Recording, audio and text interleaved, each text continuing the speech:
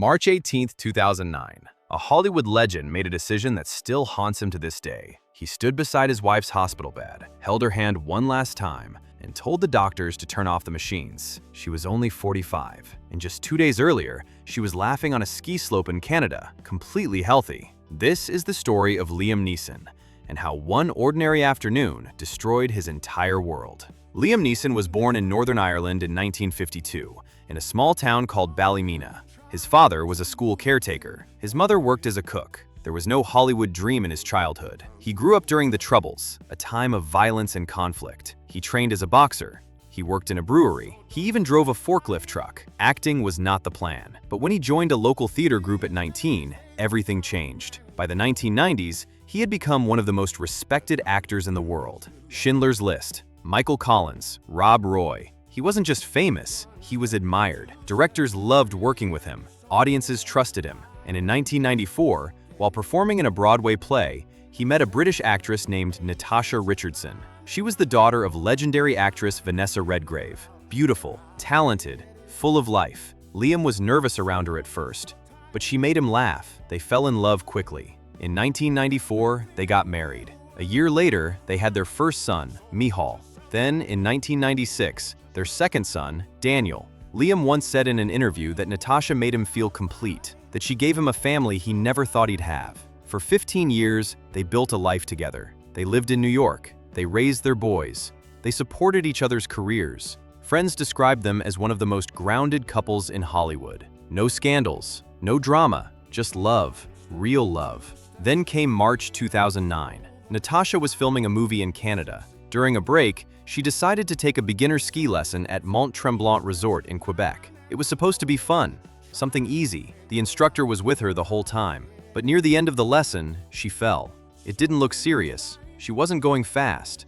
She got up. She laughed it off. She even joked about it. An hour later, she was back in her hotel room when she started feeling a headache. It got worse, fast. The resort called an ambulance. By the time they got her to the hospital, she had slipped into a coma. She had suffered a traumatic brain injury, something called an epidural hematoma, a slow bleed inside her skull. And because she refused help right after the fall, it was already too late. Liam was in Toronto filming a movie called Chloe. When he got the call, he dropped everything and flew to Montreal. He later said he kept telling himself she'd be fine, that she was strong, that this kind of thing didn't happen to people like her. But when he walked into that hospital room and saw her lying there, hooked up to machines, he knew. Deep down, he knew. The doctors told him the truth. There was no brain activity.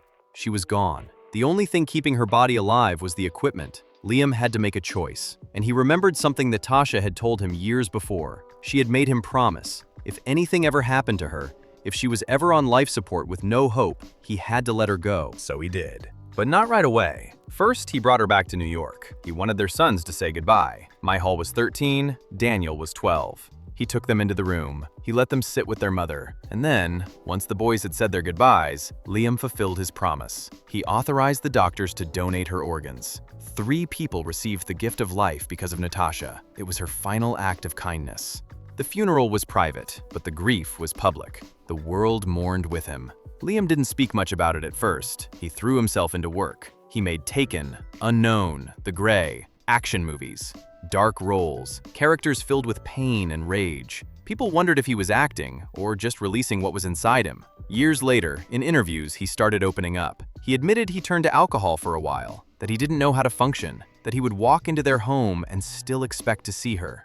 He said the hardest part wasn't the big moments, it was the small ones. Making coffee in the morning, hearing a song on the radio, seeing her jacket still hanging in the closet. His son Michal eventually changed his name. He took his mother's last name, Richardson, as his middle name. He became an actor, just like her. Liam said it broke his heart and made him proud at the same time, because every time he saw his son on screen, he saw Natasha. Today, Liam Neeson is 72 years old. He still acts. He still works, but he's never remarried. He's dated a few times, but nothing serious. He once said in an interview, "I'm not good at being alone, but I'm also not ready to replace her. She was it for me." Natasha Richardson died from something completely preventable. If she had worn a helmet or accepted medical help immediately, she might still be alive. Her death led to new awareness campaigns about ski safety and head injuries. But for Liam, no campaign, no tribute, no award can bring her back. He once said, "She was my everything, and in one afternoon, she was gone."